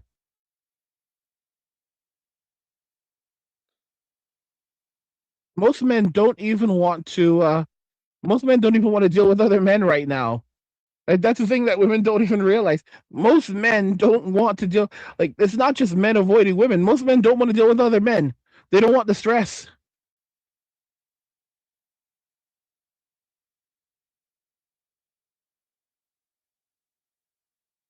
Netflix says, "Angry, are you planting personally?" I don't know what that is. Yeah.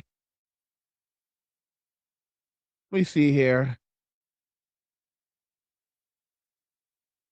Well, guys, I think we had some fun. I think we had a lot of fun. We had a lot of fun. We had some fun. We got to talk a lot. I ended up giving you more time than because I'm trying to like limit these things to about an hour, but I felt like I want to keep doing this a little bit more, and I did do that. Public life for 2 decades, then turn around and scold them for not showing up. This is not about avoiding responsibility. This is about institutions that treat male presence as a hazard. That's the context Scott won't touch. Let's talk about the term toxic masculinity. Yeah. Now, you say that this elicits all sorts of reactions, and you call that phrase the emperor of all oxymorons. What's your take? Well, I don't think there's any such thing as toxic masculinity. I think there's cruelty, there's abuse of power, there's violence.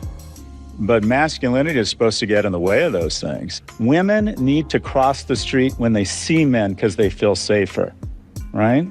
It breaks my heart that you hear in New York, women are afraid to get on subways, and they'll say because there's Demonized masculinity forever. Notice I've told you countless times. There's no such thing as toxic masculinity. There's toxic male behavior. There's toxic female. There's no such thing as toxic masculinity. There's no such thing as toxic femininity. Okay, because masculinity and femininity are also about maturity. So a man who is masculine is going to be in his maturity. A woman who is feminine is in her maturity. So there's toxic human behavior. There's toxic behaviors that are more predominant in men. There's toxic behaviors that are more predominant in women. These are toxic male behaviors, toxic female behaviors. There's no such thing as toxic masculinity, toxic femininity. And there's behaviors that are common in human beings, period. So toxic human behavior. All right. And they've known this for decades. And now, after destroying masculinity, they're like, we need to bring it back and redefine what it is, because really, there's no such thing. They've completely eradicated masculinity in society. And now they're begging men to go and find it again, except on their terms and how they're allowed and how they define it. This is a master class in gaslighting. Too many men? Yep. So from a very young age, we have to teach our boys, you're a protector. That's how you demonstrate masculinity. And it's not just physical. Real men break up fights at bars. They don't start them. Your default operating system as a man should be to weigh in and protect. That's why we're here. We have denser bone structure, better double twitch muscle, and this amazing thing called testosterone. And the testosterone, basically, you exist to provide and to protect. That's what they're saying. And when a man is in his masculinity, he will provide, protect. He will not ask what a woman can do for him. He will ask what he can do for her and how he can make her life better, how he can serve her better. And his legacy will be a legacy of sacrifice.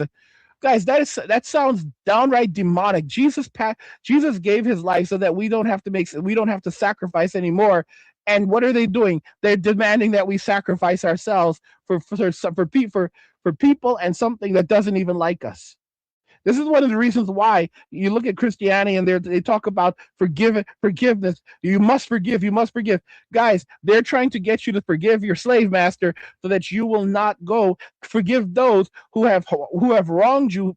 Forgive evil so that you will not go and take action against them. It has nothing to do with salvation, because your salvation cannot be taken away from you unless you reject it, and everything to do with conditioning you to never stand up to evil or those who are trying to control you, all right, and use you. The whole reason we're given that is such that we can protect people. Move to that. And here's where the contradiction finally exposes itself. Scott says masculinity must protect women.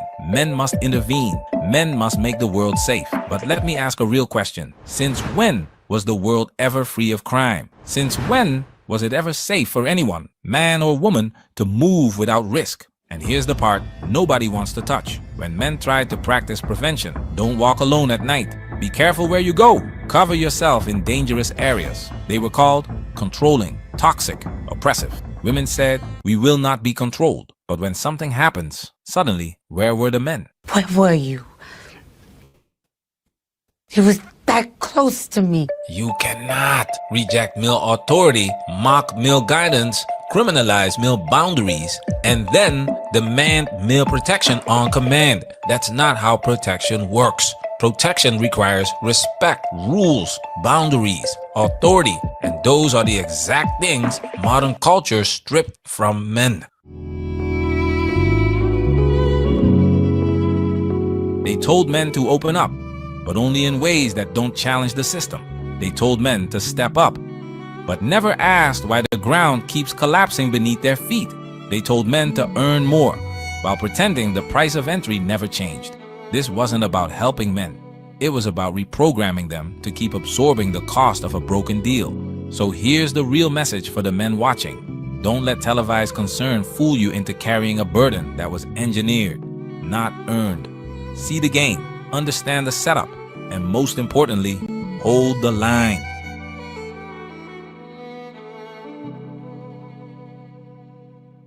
Manosphere, we working. Protect yourself at all times. This video has officially been highlighted. That was a good video. That was a good video, y'all. MWA is going to keep on growing. Needs to keep on. It's going to keep on growing. Let me see here. Colorado says they're strong and empowered. They got this. 100%. Sophia Star says it's more like men cross the street or turn around when they see when they say women coming. So Sophia Star is back. Weren't you talking crap? What the Sophia Star? Aren't you from Sophia Star? Aren't you from you? Aren't you from Reddit? From Rumble? I could have. I don't know. Maybe I'm thinking of something else. I apologize. There was a Sophia. There was someone who was like just got like was just really nasty to me a while ago. I'm like, why are they still watching? Maybe I'm thinking of someone else. But yeah, guys, that's pretty much it. That's pretty much it. What do we do? We have 10 people watching over on Rumble, and we have 45 people watching over on YouTube. Yeah, 49. Wow, almost 50. Theo actually dropped a super for me. He said he dropped a super. I don't know if I can put it on the screen. I don't know. I think that they like when you do supers, because I'm in Rumble Studio, and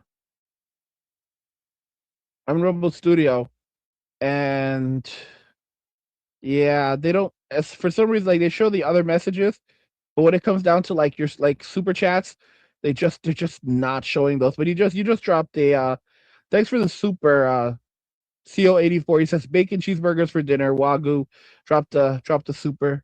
Thanks for that. I appreciate it. Oh, it is Sophia. It is so. I was absolutely right. You were so mean and so nasty, and you called me a retard. Dude, are you? And like, I'm not putting that. Like, dude, you were so mean and nasty. You were. Yeah, I know. I'm back. I can't stay away. No. It's not okay. You were so nasty, dude. I was sick. I was really, really sick earlier this year, and I was still grinding and dropping content. And yeah, I saw your message. Don't think I didn't see your message. All right. This is our space right here. And we're not like saying because you're a woman, you cannot be here. Anyone can come here. Anyone can contribute, but you are a nasty person to me. And I'm going to call you out on that, Sophia. You were a really, really nasty person to me. And I was nice to you and I allowed you into our space and I welcomed you here. And you were very, very nasty to me. And here you are coming back and just acting like it's chill. Don't think that as a content creator, we don't remember bullshit like that. You were really, really mean and you were really, really disrespectful.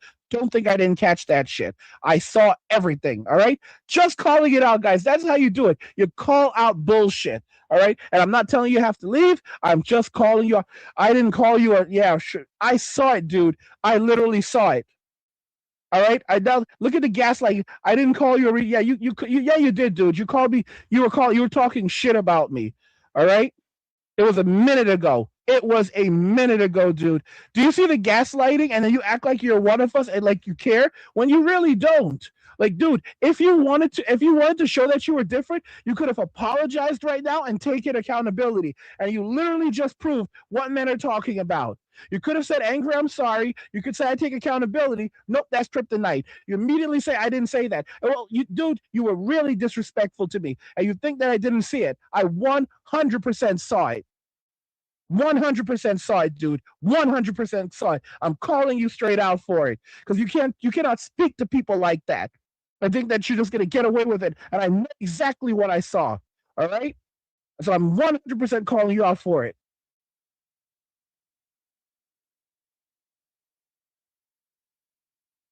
Gallant says, yeah, I remember Sophia Star. They actually did. I was there when it happened. Do you see that? Thank you very much, Gallant. Thank you very much. Thank you very much. Thank you very much for backing me up and calling it out, dude. All right? Literally terrible. Literally terrible. Oh, man.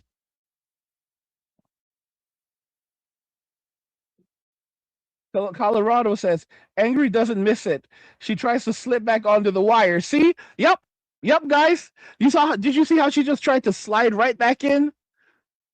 Like nothing happened? Oh, the gaslighting. Holy cow. Hendo says it's all about her in a male space.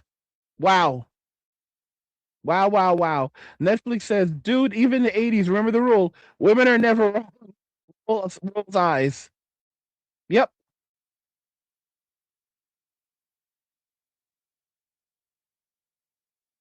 Now she admits it. Look, do you see that? After she denied it, Now I called her out. Gallant said that he saw it. She can't hide from it. And now what does she say? I'm sorry, Angry. I apologize for being mean to you. I take accountability. Thank you for the apology after you basically could not, I accept it. I'm not going to keep on going. Although it doesn't mean that we're okay. I'm not going to keep on going back and forth. I'm not going to hold it against you. All right. But I'm never going to feel, I don't think I'll ever feel like, comfortable with you ever again. I'm just being real. And I'm never going to feel like I want to open up with you or talk to you I'm just being honest, because how can I trust you? You literally just lied. You lied right here. And until these men had to basically say, no, I was there. I didn't call you a retard. Until Gallant just said, nah, sis, I was there. Yes, you did. You were caught, and now you finally admitted it. All right. Once you put it right in front of the class, I'm a human being. I'm going to tell you that right now, sis. I'm a human being. All right. And you hang around on Rumble, and you come into these communities, and you act like you care about us. And over what? Over what? I was so sick earlier this year, dude, and I actually treated you like a person. And I know I don't think I don't remember people. I do remember people, dude. I do remember people. Someone told you about the community, and you popped over here, and for you to do that. So again, I'm not going to hold it against you indefinitely. I don't care. But I made sure to call you out. And the fact that you had to be called out, it had to be proven what you said before you finally apologized. You apologize, and you're taking accountability because there's really nowhere else for you to go right now other than to go away. So again, it is what it is. It is what it is. But I caught you. You were caught. Gallant, and it was only after Gallant said, no, sis, I was there, and you did say it, that you finally came clean. Oh my gosh. Jesus. My throat just got sore. I don't know, guys. I'm so upset right now. I'm so pissed off right now. Again, I'm letting it go. I'm letting it go. Like Ashley says she lied in 4K. She got caught in 4K. 4K. Yep. Theo, liar, liar, pants on fire. Lil says she got busted. Monkey says lol. Yep. Yep. Lil says, I don't think she's really sorry, but A. Gamer, hey, she apologized. After Gallant called her out and said, no, sis, I caught you. I was there. You said it.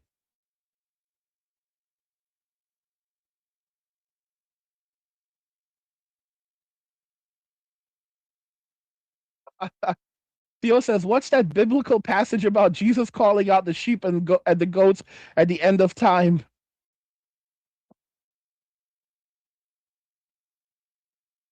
Ashley says, what's that when you put up old videos on Rumble? I remember banning a couple people for that shit. Yes, that's exactly, because I was playing some older videos. I had put together some compilations because I had to keep the streams going to keep up with the Rumble creator program. And that's so, guys, Ashley was there. Ashley remembers exactly when she did it. Ashley remembers exactly when she did it. She was a part of this brigade that began spamming the channel and raiding the channel. And they began saying that they want me off the platform. She was a part of that. So there you go. Even Ashley remembers it. He was there. He's a mod on the channel, so he was banning people. Guys, the accountability. Like what we just saw happen right here. What happens when all of these men now start stepping up and start calling out the bullshit? Just like this. All right? Because we are 100% heading towards a period where men are saying no more. I'm not dealing with the lies anymore. I'm not dealing with the gaslighting anymore. And I will show you receipts. All right? She got caught in 4K. And all of these women that did a lot of these things to men in society, it's in 4K. It's on TikTok. The videos, the internet is forever. Men have these videos archived. I have videos archived. It's not going away. Okay, even if they start putting ID verification, we have this shit, guys. There's a thing called the Internet Wave. There's the Internet Archives, Wayback Machine. All of these things. The internet. People have their own personal archives. There are people out there I know that still have my videos that I don't even have anymore from over 10 years ago. They're sitting on hard drives somewhere, and eventually they will be re-uploaded. The internet is forever. So women can never take back what they've done. It's always going to be there. Always. Oh my gosh. Let me see here. Galan gave me some McDonald's money. Dropped me a 10. He said, get yourself something from them. Get yourself from the Macca's drive-through McDonald's.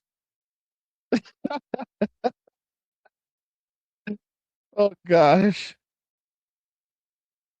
Netflix says, can you tell me more about the creator program, AG? Basically, you have to basically stream a certain number of hours. They basically are like, oh, it's only an hour now. But once you're in the program, you have to like stream like 30 hours, a minimum of 30 hours a month, and 5 hours have to be for premium, like have to be only for premium members, people who are on Rumble Premium. And you also have to do have 20 interactions. So like there have to be at least 20 people, different people that actually comment in your chats. They call them chatters. They call them chatter every month. And there's a bunch of other things. And then you also have to read sponsorships. So like we have campaigns and they pay like $1 or $2 for for nothing. You have to basically have to do free sponsorships in your videos. I have to do all of these things on all of these different things every single month to like maybe earn a couple $100. It's basically, and they turn you into an employee and you end up making less than minimum wage. I basically felt like it was not worth it unless you have like a massive following like Timothy Poole or Steven Crowder, and like you're pulling in a lot of people are fresh and fit. You're pulling in like thousands or 10,000 people or 20,000 people per, like when you're streaming. It's just not worth it for the average person, I don't think. Just like being honest on that. Saw a comment.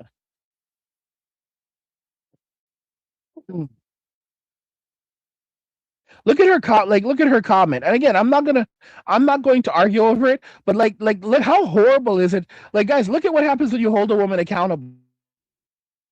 Like she got caught in 4K. She got caught by Galan. Then she got caught by Ashy. All right. And she said she didn't do it. And then they caught her and said, no, you did. I was there. And Ashley remembers exactly when it happened. And she says, please don't be upset. I know I was mean, but I didn't think I hurt you. But now I understand that it was hurtful. This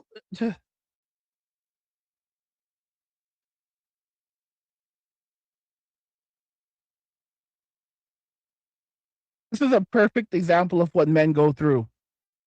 Like, you didn't think it was hurtful. You lied to me, denied it until you got caught.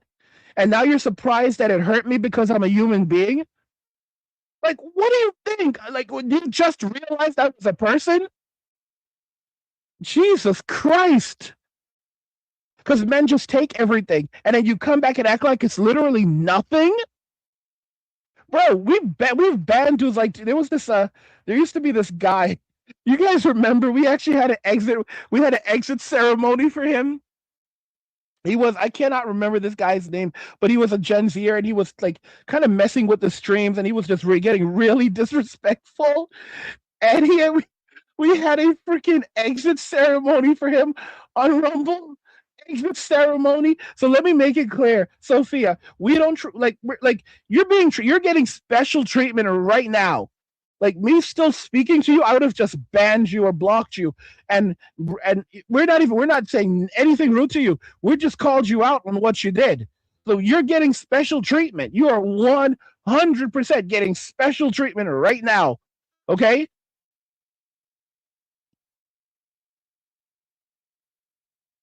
I didn't understand, but now I understand it was hurtful. Holy cow. Now I understand that saying nasty things and downright awful things to a person is wrong. I suddenly learned something, but I support men. Netflix says, Sophia, I hear the gaslighting.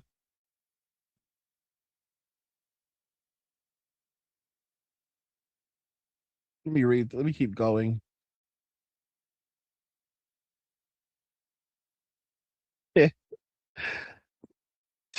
Lil says, W live stream watching you from Cape Town, South Africa. Shout out South Africa.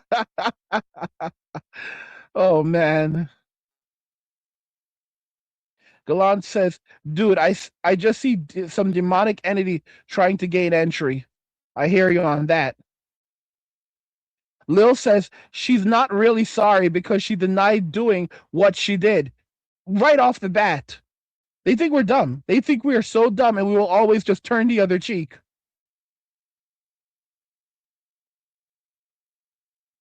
Gallant referred to, he said the ginger, referring to the guy that we banned. I can't even remember that guy's name.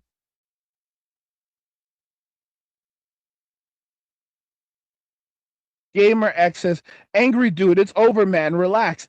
So basically, he's like, this is the same guy who just said that she's sorry. She's not sorry, and now he's telling me it's over. Relax, guys. Do you see how they? Do you see?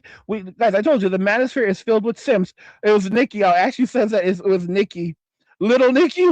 I remember. You know, he actually reached out to me and apologized. He reached out to me on Substack. And he asked me to unban him, and he apologized. And I basically told him that, listen, I understand, but I removed, he was in my Crypto Academy too, I think. I removed him from the Crypto Academy, banned him, and I basically let him know, like, listen, thanks for the apology, but it's not enough. You know, you're creating problems, and the guys don't really want you around. And this is how this is really where things are headed. Like, he got cut from the pack. All right? Oh boy. Gallant says, little Nicky don't understand hierarchy.